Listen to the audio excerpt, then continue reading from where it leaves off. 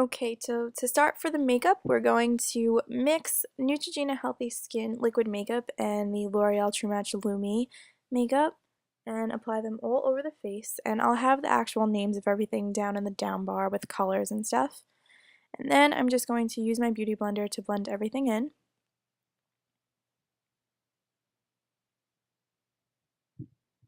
And once that's done, I am going to take my Smashbox Photofinish Hydrating Under Eye Primer and apply that to both of my under eyes. Again, blend that in and make sure it's nice and blended. And then we're going to start with the eye. So I'm taking NYX's HD Eye Primer and again blending that into the eyelids. Now I'm going to take my Deluxe Crease Brush from Real Techniques and the Olay and Covergirl Simply Ageless Concealer and apply that in a V shape to my under eye area as well as down the bridge of my nose, on the top of my lip, my chin, and the top of my forehead. So we're kind of doing like the Kim Kardashian highlighting effect. And then I'm blending everything in with the Beauty Blender. To add a little bit more life to my face, I am going to take the Mineral Power Concealer from Maybelline and apply just a little bit of that into the inner corners. And again, blend that out.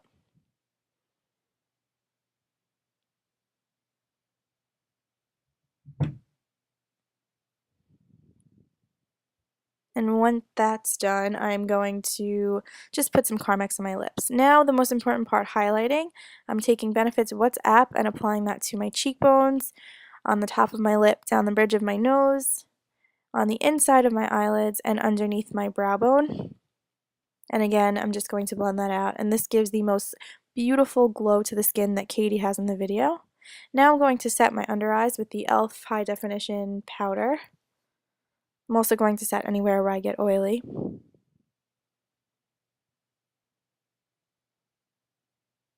And then I'm taking the NYX Natural Palette and the darkest color in the palette for my eyebrows, and I'm just going to fill them in. Katy has really, really gorgeous, defined brows, so I kind of wanted to mimic that look.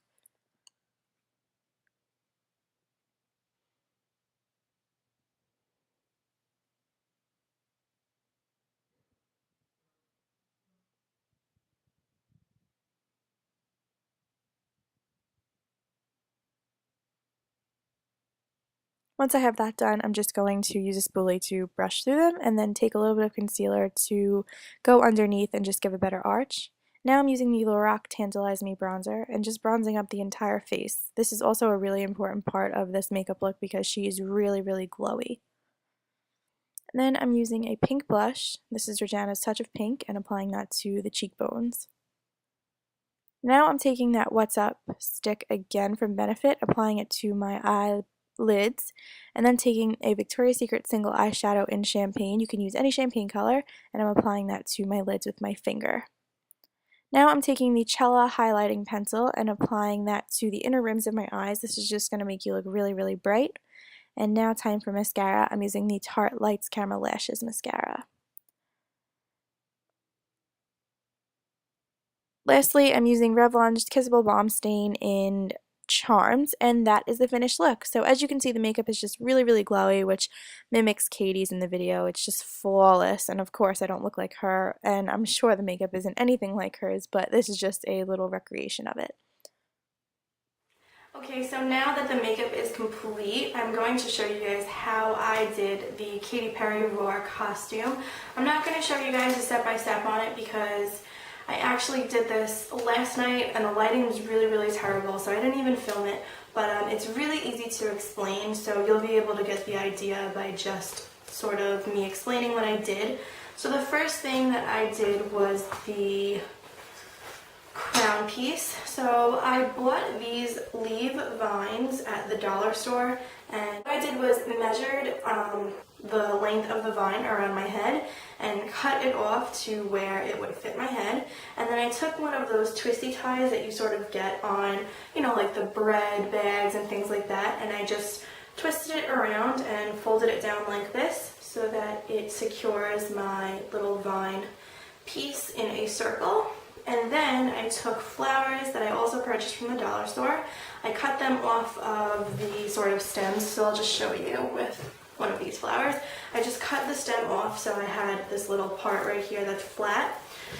And I used a hot glue gun to glue those to the vine. So following Katy's pattern, I used an orange flower, a pink flower, a green one, and then I just added a white one just so there was more flowers on the vine.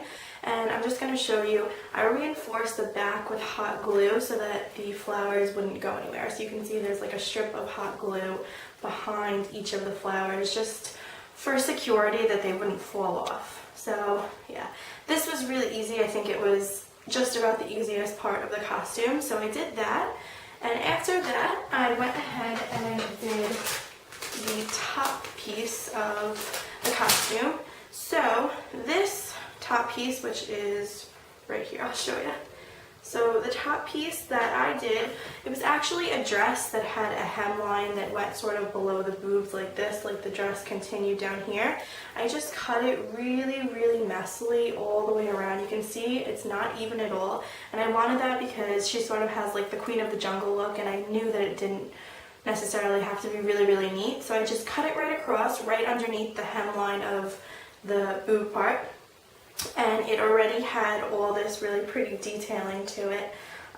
So yeah, so this was a dress that I had bought for a Sweet 16 like 4 years ago, and I wore it. It's been in my closet ever since, and I just was able to repurpose it. So if you have any sort of v-neck leopard tops, definitely cut those into sort of like a bustier type thing and use it.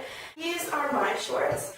I know that they're a little bit different from Katy's, but I kind of wanted them to be. So she had those sort of long leaf vines coming down from her, either skirt or shorts, but I wanted more of sort of a jungly feel, so that's why I went ahead and actually hot glued leaves. So I bought these leaves from the dollar store. This was only 3 packs of them, so it came out to $3 in total, and I just laid them out on the pair of shorts. And I'll just show you the back of the shorts so you can see what they originally looked like. They were a pair of camo shorts from Charlotte Russe that were on clearance for $4.99 or $3.99, so I got them for really, really cheap. Yeah, they were $3.99. So I got them for really, really inexpensive, and then I just laid out the dollar store leaves all across my shorts so that I knew where I would have them laying. And I just hot glued them overlapping each other, so it was really easy. I just sort of created a pattern that I liked, and then these bright green leaves right here were actually the leaves from the flowers. They were just attached to the stems, so I sort of placed those strategically as well. And then at the top, I did the same thing for these flowers that I did for the crown. I just hot glued a pink, an orange, and a green flower to the top of the waistline of the shorts. So that is all I did. These were really, really simple and easy, and they cost in total about $7 to make. So the whole costume was under $10 for me because I was able to make the crop top myself. So it was really inexpensive and really, really easy. So you guys should definitely think about doing something like this for Halloween. So I hope that that was, self-explanatory enough. I'm really sorry that I actually didn't have the footage of me putting together the whole costume, but I figured I would be able to explain it just as well as you would be able to watch it. So yeah, so now I am going to go ahead and put the entire costume on and show it to you guys, and I will be right back when I'm finished. I really encourage you guys to DIY your own Halloween costumes because they're so inexpensive and you'd be surprised at just how easy they are. Hope again you found this useful, and I will see you soon in my next video. Bye!